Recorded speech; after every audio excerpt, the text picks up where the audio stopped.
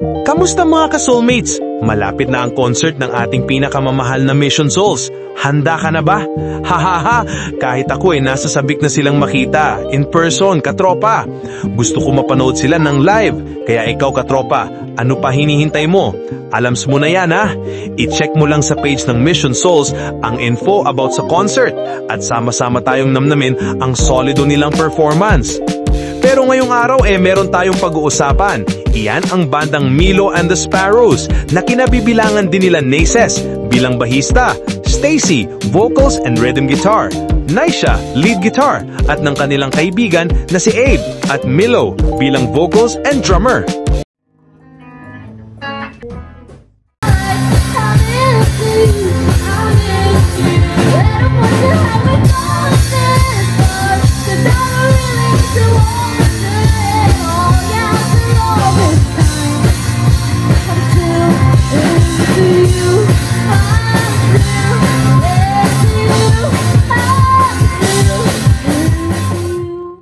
O diba?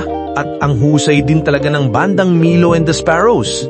Mga teenager pa lang sila ay makikitaan mo na ng potensyal.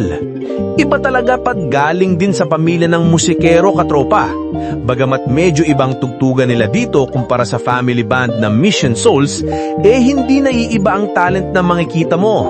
At bonus pa nga dahil may kasama silang mahusay din, si Abe at Milo, na mukhang galing din sa pamilya ng mga musicians gaya nila Naisha, Stacy at Naces na miyembro nga ng family band na Mission Souls. At sa tingin ko katropa, malayo pa ang mararating ng bandang ito. At sigurado akong patagal ng patagal ay mas lalo pa nilang madidiscover ang iba pa nilang talent sa music. Ikaw katropa, anong opinion mo dito? I-comment mo lang dyan sa baba.